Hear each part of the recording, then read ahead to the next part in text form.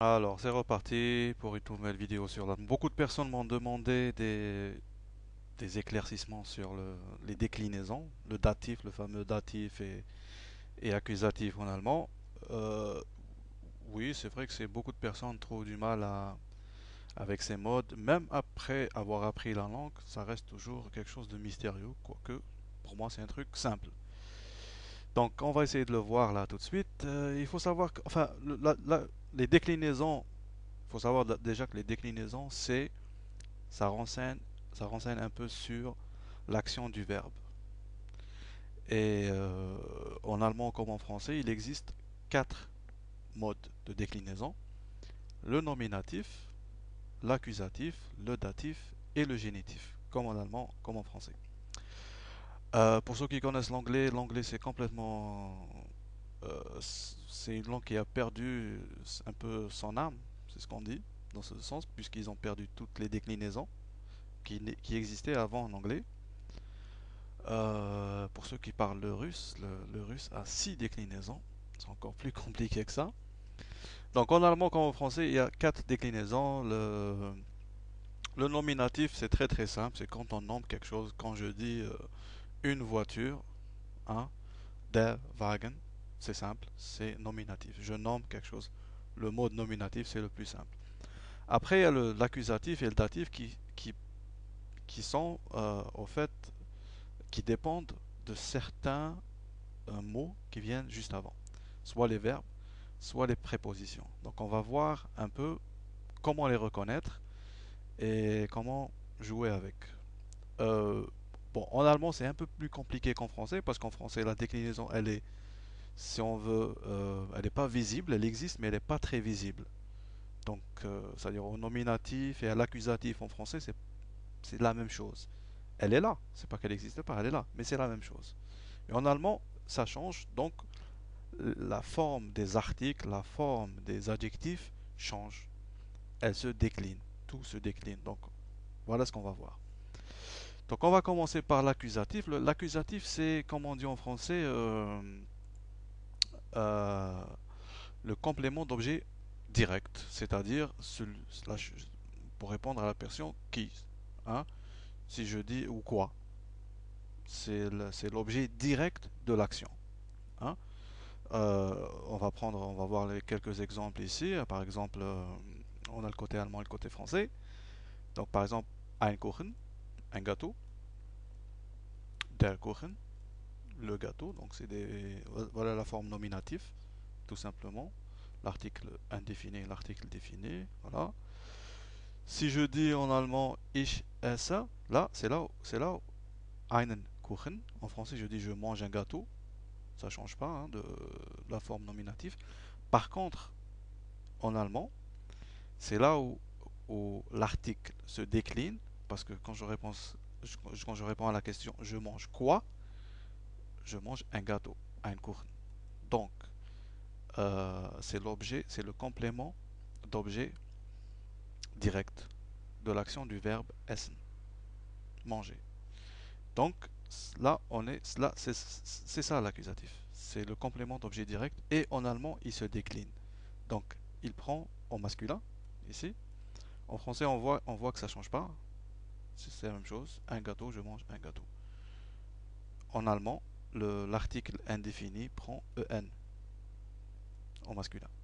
Ein Kuchen, der Kuchen, ich esse einen Kuchen. Je mange un gâteau. Ich esse den Kuchen. L'article défini change aussi, devient Kuchen devient den avec le masculin. En français, ça change pas. Je mange le gâteau, ça change pas. La déclinaison, elle est là, mais sauf qu'elle est pareille. On pourra dire pourquoi les Allemands déclinent. Voilà, c'est une question de langue, c'est comme ça. Ceux qui ont créé cette langue ont pensé le faire comme ça. Ils auraient pu faire plus simple, peut-être, ça, je sais pas. Mais bon, c'est comme ça. Au jour d'aujourd'hui, c'est comme ça. Donc, voilà la forme de déclinaison de l'article. Maintenant, supposons que ce soit un fraisier. C'est-à-dire que le gâteau est rouge. Donc, der Kuchen ist rot. Rot, c'est la couleur rouge. Donc, le gâteau est rouge. Hein. Donc, le gâteau est rouge. Hein. on va faire la même chose. Ich esse einen roten Kuchen. Donc même l'adjectif se décline, pas uniquement l'article, mais même l'adjectif se décline. Donc ich esse einen roten Kuchen. En français, je mange un gâteau rouge. Ça se voit pas. Donc on voit pas que c'est, il y a moins de complications. On fait moins d'erreurs quand on parle. Hein. Euh, ich esse den roten Kuchen. Donc l'adjectif change aussi. Hein. Il prend la même forme que, que l'article en. Ce en. Voilà. Ça, c'est le masculin.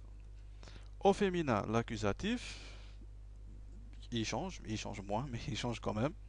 Donc, eine Blume, die Blume, une fleur, la fleur, le nominatif.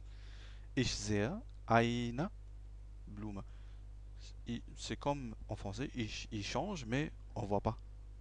Beaucoup qui changent. Donc, c'est la même chose. Au féminin, c'est la même chose. C'est-à-dire l'accusatif et le datif ont la même forme. Ils ne changent pas comme ça au script. Quand on les écrit ou quand on les prononce, il n'y a pas de. Donc on fait moins d'erreurs quand on parle. Ich sehe eine Blume. Je vois une fleur. En français, on voit que c'est la même chose. Une fleur, une fleur, une fleur. Maintenant, ça doit être une tulipe. Die Blume ist gelb. La fleur est jaune. Donc ich sehe eine gelbe Blume. Gelb, l'adjectif de couleur ici, change. Il est au féminin. En français, il ne change pas. Je vois une fleur jaune. Je vois la fleur jaune. Ich sehe die gelbe Blume. Donc on voit ici que c'est gelb, l'adjectif se décline au féminin. Il prend le E classique du féminin. Ok. Maintenant, la troisième forme de l'allemand qui n'existe pas en français, hein, le neutre n'existe pas en français. Donc, ein Kaffee, das Kaffee, hein, le café, pas le café qu'on boit. Dans ce cas, c'est le café, le local.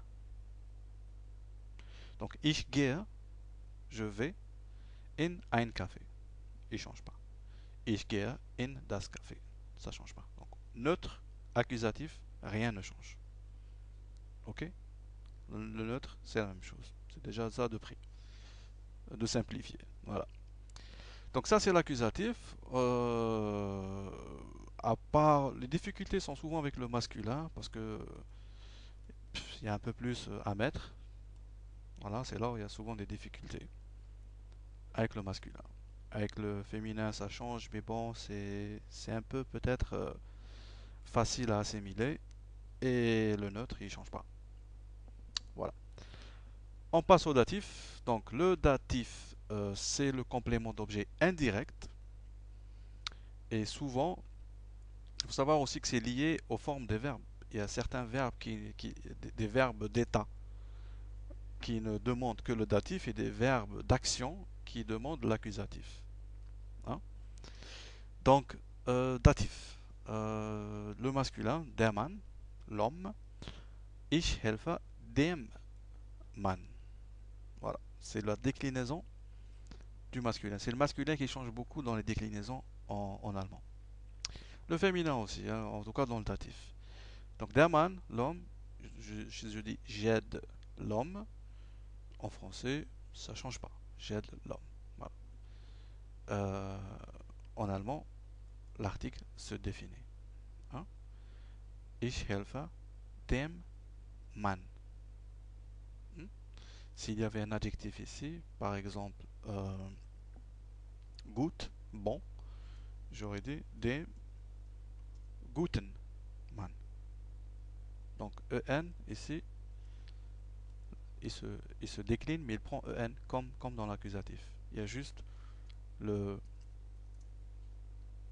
l'article qui change complètement de forme et qui prend un M à la place du R et à la place du N de l'accusatif, de l'objet direct.